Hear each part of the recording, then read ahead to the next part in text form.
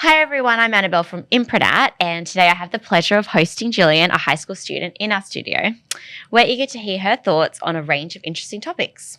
So as Gillian is under 18, her parent has granted permission for this interview to be shared online and on social media.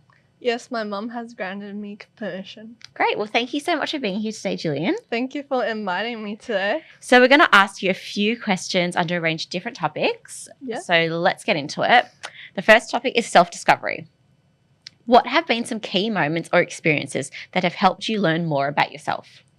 Right now is actually a perfect time for me to answer this question because just like a few weeks ago, I got selected for my school prefects.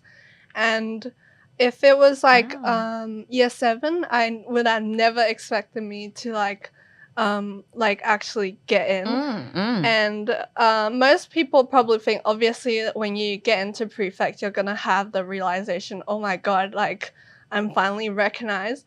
But for me, I feel like it's like so much more than that because that moment I realized like so much I have done and improved over the years. Like for me to get into this position, like comparing myself from year 7 to like right now I'm in year 11. Yeah. So like the difference is like huge. I went from like more of a shy and negative like person in year 7 to like a more extroverted, more sociable person in year 11. Well done. Yeah. So what hobbies or activities have you found that you're passionate about, and how did you discover them? My main hobby is photography and videography. Yeah. And right now at school, I'm actually kind of known for that, which is really fun. Wow, that's cool. And I get asked this question a lot by my friends as well, but it's actually very interesting for me as well because I don't have like one moment that I realized, oh my god, I love photography. Yeah. It was like kind of like a slow process. When I first like got in touch with photography, it was from my dad. We went on a holiday when we were in China, and he like made me like took photos of like landscapes and like buildings. At the time, I was like, "Oh, photography is so boring. It's just clicking a button." But then I don't know. My dad said he like saw something. He said my composition is really good. Okay. Wow. And at the time I was like around 9 years old, I think. Yeah. But I just took like so many random photos. I don't even know if I have these photos right now. But then I kind of like forgot that photography exists like for a while. When I went to Australia when I was 10 years old, so that was like right before I came to Australia. So when I went to Australia, in year 8, I think, is when I like actually got like deep dive into photography. Wow. And that's in very year cool. 7, I wanted to do film as like my career. And so I started like experimenting with like short little stop motion. Yeah. It looked kind of cliche if I look back on these now. But yeah, I just started experimenting with camera stuff. And I have to say, I fully like got passionate because of one of my friends. She like lives overseas, so we often share photos with each other of our daily lives. And I'm a perfectionist, so I really want these photos to look like absolutely perfect. Yeah. And I want her to like sort of admire me as like an aesthetic person. Yeah, that's back so then. cool. Yeah, so just gradually doing that like improved my photography a lot. And there was this like photography competition we had at school. And then that time the first theme was like I think nature or something. Wow. And then I took a photo of a tree, and like that was like the first competition, and I got in. Wow, and then, that's so impressive. Yeah, thank you. And yeah, so after that, like I boosted my self-confidence a lot. I was like, maybe I can do this. Absolutely. Yeah. Sounds amazing. So how do you handle self-doubt or uncertainty about your identity and future? Sometimes I feel like I kind of have something I say to myself, like if it doesn't go right, it could just be fate. Like it it could just may as well be like, oh, there's something in the future waiting for me. And like maybe if this doesn't work out, it's because there's like a better path for me. Yeah, of course. And I think it's like especially at school we had the sound and lighting team. And when I first didn't got in, I was actually so sad because I love to work with any sort of like, you know, camera, sound, that sort of like environment. Yeah. And so I was so sad when I didn't get in. But then I realized after so many years like of doing like I got into the school yearbook committee. So I became like the school photographer. Oh, that's amazing. And so if we are doing a performance, there are obviously sound and lighting team doing like the lighting stuff, and there's like a photographer taking the photos. Yeah. If I were to be in the sound and lighting team, I would have never got the opportunity to become the school photographer. Yeah, that's a great story. So what advice would you give to other teenagers who are on their journey of self-discovery? Honestly, just like taking as much opportunities as possible. Because I realized, for example, like the prefect thing, I actually never intended on like volunteering myself. And it like after joining in, I realized I made so much more friends. And honestly, like the committee, the yearbook committee as well. Yeah. Like just grabbing all the opportunities you can. Yeah, it's great. So let's move on to music and arts. How did you first get interested in music and arts? Well, I feel like music and art is like kind of always in my blood from the beginning. But the first like I guess area I touched on like the art area is like actually fashion. Yep.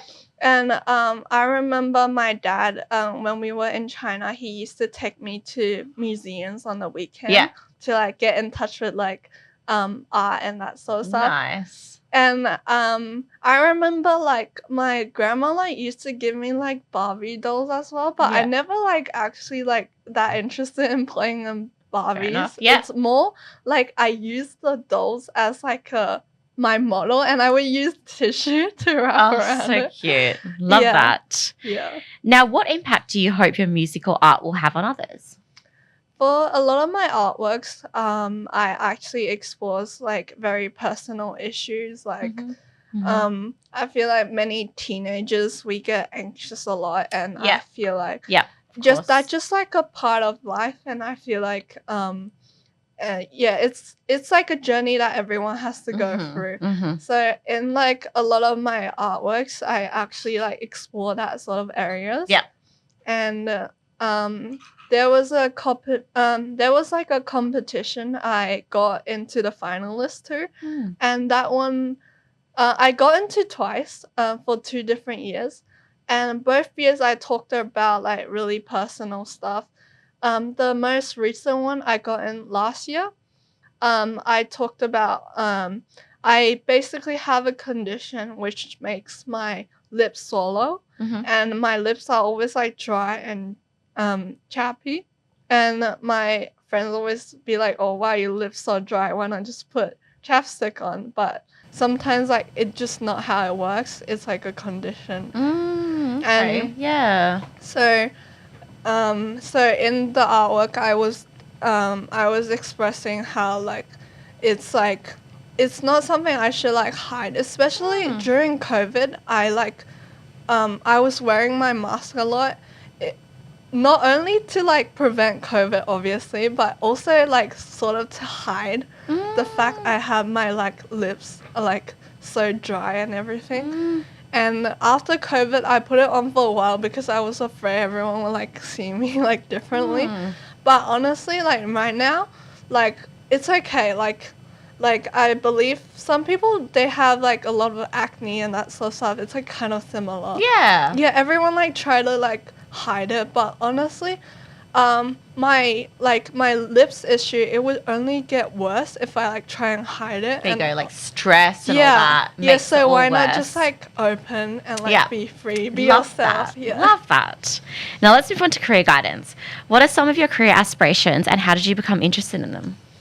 Yeah, like I said previously, I wanted to do like film. Yep. And I want to be like a film director, but at the moment Nice. I'm like exploring like different areas. Yeah. Like There's so much you could do in that industry as well. Yeah, there's like so much. Like honestly, like podcasts are so interesting as well. Yeah. Like when I first came in, I was like, oh my god, like all the equipment are so cool. Exciting too. Great. Yeah. So let's move just onto social media, which is a very big topic these days.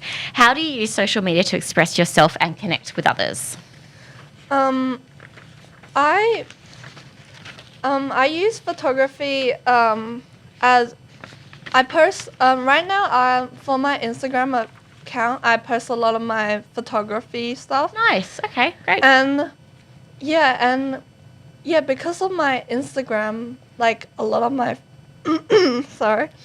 all of my friends got to know me a lot better through my like profile and that sort of talents. Yeah.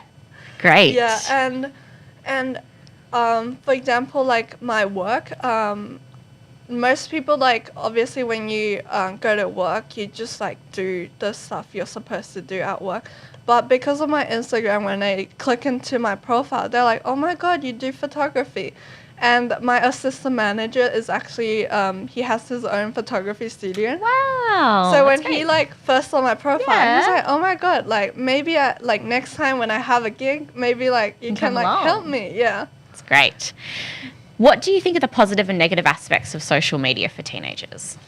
I think most people like focus on the negative a lot. Yeah. Like obviously it like distracts you, and I do feel like it distracts you a lot. For me personally, right now I'm working on my assignment, and sometimes like when notification pops up, you're just like eager to press that button. You gotta turn those off.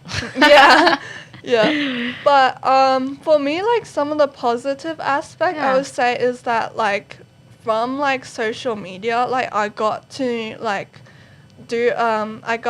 find a lot more inspiration for my like art and like music. Yeah, definitely. And if it wasn't for social media, like honestly I wouldn't have become who I am today because because like art, I don't want to say like you're like copying somebody, but you take a lot of inspiration from others all the time. You have to be like, you have to look at so many different like areas in order to create like good artwork. Yep. So like social media, you're like exposed to so many different things. So ideas are just like go flying through your head all the time. Yeah, it's great for that. Okay, let's move on to friendship. What qualities do you value most in a friend and why? For me, I value empathy and loyalty a lot because I feel like, there are like friends who like on the surface they look like a very nice friend to you, but in the back they like backstab you. And there are That's the worst. Yeah. And that like the friends who like you can genuinely see like they're like when you're like sad, they're like genuinely like trying their best to care for you, like just taking their time off, even though they are busy and but they took time in order to support you. And I feel like that just like shows like a true friendship. Absolutely. Can you share a memorable experience that you've had with your friends? This is like a really fun one. So there's a year 12. When we first talked to each other, like she was one of the prefects as well. So we talked because of a prefects, because we got to know each other through prefects. But actually before that, I already had a good interaction with her. Like without actually knowing her, I remember I was at the train station. I play cello. So, and if you guys don't know, cello is like a gigantic string instrument. You got to carry that around with you. So I was at the station with my cello, and there are so many students, especially after school. There are just students running around everywhere. It's just all chaotic, and everyone is just pushing in the line for the elevator, and she was the only one who like let me through. Oh, and what a sweetheart. So I realized like she's she's like a genuinely nice person, even Definitely. without knowing her. Yeah. How Yeah. lovely is that? How do you support your friends and how do they support you? I for me personally, I do both like I talk good things about them. Yep. And I feel like that's kind of essential to a good friendship. Definitely. And I also, since I'm passionate about art, Yeah. I sometimes like create small like artworks to them. Oh, that's so sweet. And and I do think like how my friends support me in return is like what I said before, like just like actually showing the like genuine support at your lowest.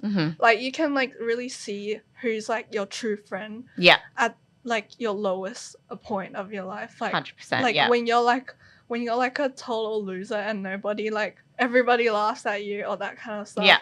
They're like the only one who's like standing with you. I think that's like that like shows like a true friendship. Yeah, absolutely. All right, so do you have one final question with you? And it's a very important one.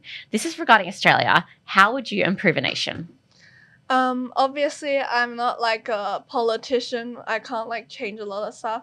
But I do believe for me as an individual, like as like an Australian, somebody like in like a community, I feel like I want to like help like improve the community with like little stuff. Honestly, just supporting each other.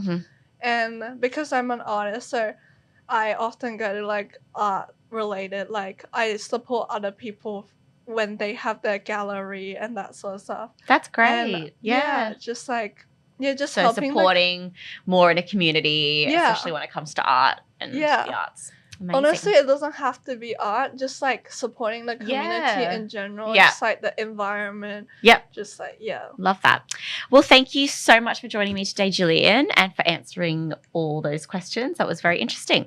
And hopefully we will chat with you again soon. Thank you so much.